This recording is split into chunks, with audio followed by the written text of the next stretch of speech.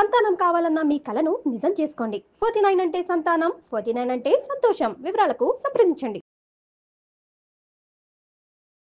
అందరికీ నమస్కారం. నా పేరు మాధురి. మీరు చూస్తుంది సుమన్ టీవీ నెట్వర్క్. ప్రస్తుతం మనతో పాటు ఉన్నారు వాస్తు కన్సల్టెంట్ డాక్టర్ శ్రీ పద్మ గారు. హలో శ్రీ పద్మ గారు. ఈ రోజు మనము ఉర్లి గురించి మాట్లాడదామండి. ఉర్లి అంటే ఒక పెద్ద పాత్ర అని మాత్రం తెలుసు. యాక్చువల్గా డెకరేషన్ కి ఈ మధ్య అందరూ కూడా వాడుతూ ఉన్నారు. ఇది ఓన్లీ ఫర్ డెకరేషన్ పర్పస్ అండి? దీనికి కూడా వాస్తుకి రిలేటెడ్ గా ఏదైనా ఉంటుందంటారా? వాస్తు అని చెప్పకపోయినా ఎనర్జీస్ తో చాలా రిలేషన్ ఉంటుంది. ఓకే. అంటే ఇప్పుడు మన ఇంట్లో వాస్తు సరిగ్గా ఉంది అంటే పాజిటివ్ ఎనర్జీస్, అంటే కన్స్ట్రక్షన్ మీదనే కదా ఏదైనా డిపెండ్ అవుతుంది. ఏ ఎనర్జీ ఎక్కడి నుంచి వస్తుంది, ఏ జోన్ నుంచి వస్తుంది అనే దాన్ని బట్టి ఇంట్లో మంచి చెడులు అనేటువంటిది మనం ఫేస్ చేస్తూ ఉంటాం. అయితే ఈ ఎనర్జీస్ ఒకవేళ చాలా బాగుందా అంటే వాస్తు సరిగ్గా ఉన్నప్పటికీ ఒక్కొక్కసారి కొన్ని ఇంటర్నల్ ఎక్స్టర్నల్ ఫ్యాక్టర్స్ అంటే ఇంట్లోకి ఎవరైనా రాకూడని వ్యక్తులు రావటం, అంటే మనకు దృష్టితో చూడటం కానీ, మన మీద ఏడుపులు ఇలాంటివి ఉండటం కానీ, లేదంటే బయట నుంచి కొన్ని నెగిటివ్ ఎనర్జీస్, బయట అన్నది కామన్ ఎనర్జీస్ ఏవైనా ఉంటాయి.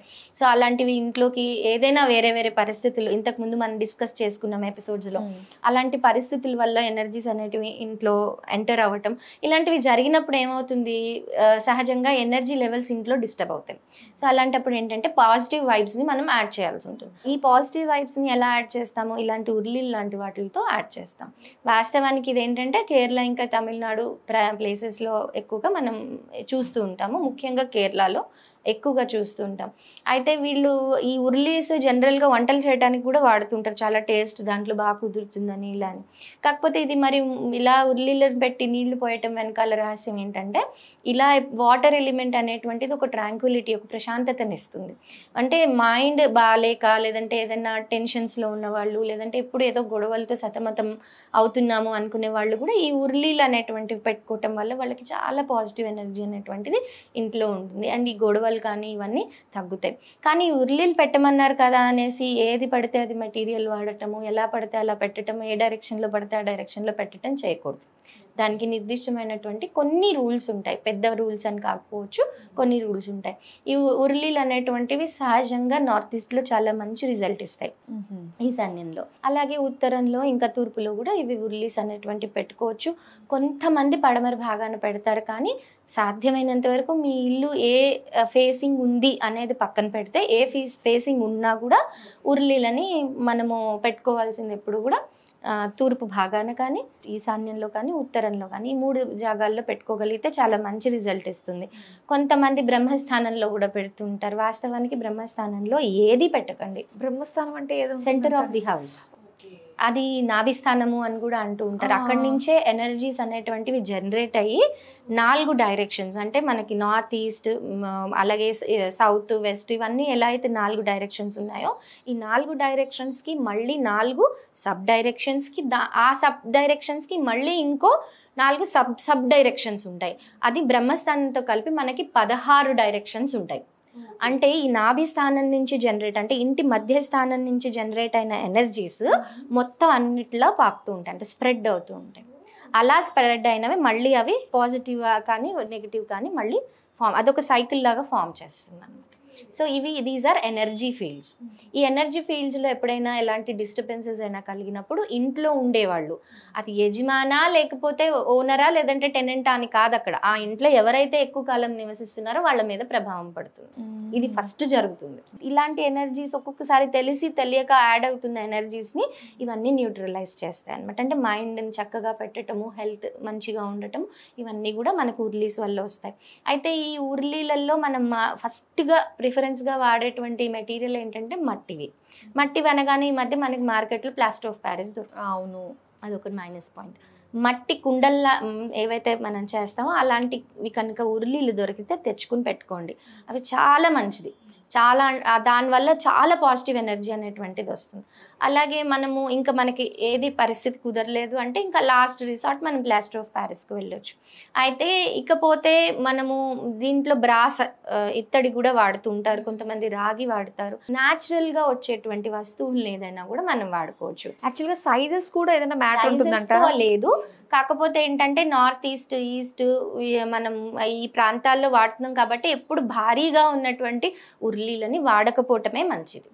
మనం అది పెట్టిన పర్పస్ ఏంటి, మనకి ప్రశాంతత రావాలి, ఇంట్లో గొడవలు తగ్గాలి, మనశ్శాంతి రావాలి అని. కాబట్టి ఆ పర్పస్ని మనం మర్చిపోకూడదు. ఓకే, అయితే ఈ ఉర్లీలో ఏమేమి వేయొచ్చు అంటారు మనం ఈ ఉర్లిని కనుక ఒకవేళ తూర్పులో కనుక పెట్టుకున్నాం అనుకోండి, తూర్పు భాగాన పసుపచ్చ పువ్వులు చక్కగా దాంట్లో వేసి డెకరేట్ చేసుకోవచ్చు. దాంట్లో తాబేలు పెట్టుకోవచ్చు, ఫ్లోటింగ్ క్యాండిల్స్ కూడా పెట్టుకోవచ్చు. చక్కగా దాంట్లో పచ్చకర్పూరం కూడా వేస్తూ ఉంటారు కొంతమంది. కొన్ని సెంట్స్ అరోమా థెరపీలో వాడేటువంటి కొన్ని ఇవి ఉంటాయి, ఆయిల్స్ ఉంటాయి, అవి కూడా వేస్తూ ఉంటారు.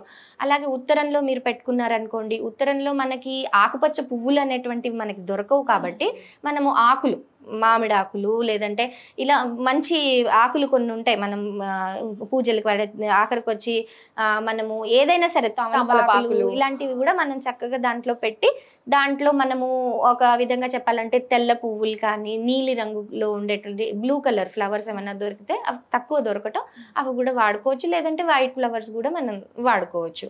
ఇలా కాంబినేషన్లో అక్కడ సెట్ చేసుకోవచ్చు. అలాగే ఇప్పుడు ఈశాన్యమైన అంతే, అక్కడ ఆ భాగాల్లో ఇలా కాంబినేషన్స్లో చేసుకోవచ్చు. మనం పడమర వైపున చిన్నగా ఏమన్నా పెట్టుకున్నాము అని అంటే దాంట్లో తెల్ల పువ్వులు కూడా వేసుకోవచ్చు, వైట్ రంగు పువ్వులు కూడా వేసుకోవచ్చు.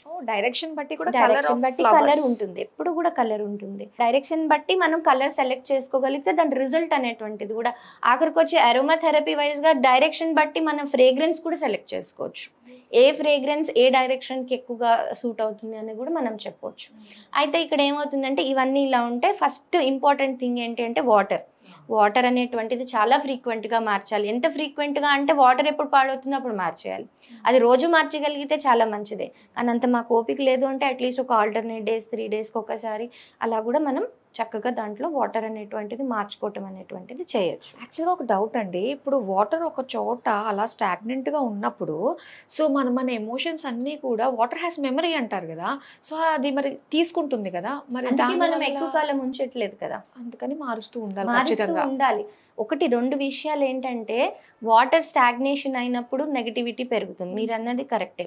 కానీ అదే వాటర్ దాంట్లో తిరిగింది అనుకోండి, దాంట్లో ఆ ప్రాబ్లం ఉండదు. మారుస్తూ ఉండాలి, ఎప్పుడు కూడా మారుస్తూ ఉండటం వల్ల ఏమవుతుందంటే అది పోతుంది. అందుకే నేనేంటి ప్రతిరోజు మార్చగలిగితే చాలా మంచిది అని అంటున్నాను. సో వాటర్ అనేటువంటిది మార్చుకోవటము, అలాగే ప్లాస్టిక్ విషయాలు, ప్లాస్టిక్ పూలు, ప్లాస్టిక్ విషయాలకి జోలికి కూడా వెళ్ళకపోవటం అనేటువంటిది చాలా మంచిది. అయితే ఈ ఉర్లీస్ అనేటువంటిది వర్క్ స్పేసెస్లో కూడా వాడుకుంటూ ఉంటారు, మీరు చూస్తూనే ఉంటారు. అది కేవలం డెకరేషన్ పర్పసే కాదు, దానికి ఏంటంటే బిజినెస్ని పెంచేటువంటిది. కస్టమర్ ఎప్పుడైతే వస్తారో వాళ్ళకి ఇక్కడే ఉండాలి, వీళ్ళతో డీల్ కుదుర్చుకోవాలి, వీళ్ళతో నేను కలిసి ఉండాలి అనేటువంటి ఆలోచన పెరిగేందుకు అది దోహదపడుతుంది. దానికి అంత ఎన్హాన్స్ చేయగలిగే కెపాసిటీ ఉంటుంది. అయితే వీటిల్ని మన అరోమా థెరపీని యాడ్ చేసి ఆయిల్స్, ఫ్రేగ్రెన్స్తో ఉండేటువంటి ఆయిల్స్ని, ఫ్రేగ్రెన్స్తో ఉండేటువంటి క్యాండిల్స్ని, వీటిని కూడా మనం పెట్టగలిగితే మనకి చాలా మంచి రిజల్ట్స్ ఇస్తుంది. మురళి గురించి సో చాలా చక్కగా డీటెయిల్డ్ ఎక్స్ప్లెనేషన్ ఇచ్చినందుకు థ్యాంక్ యూ సో మచ్ అండి.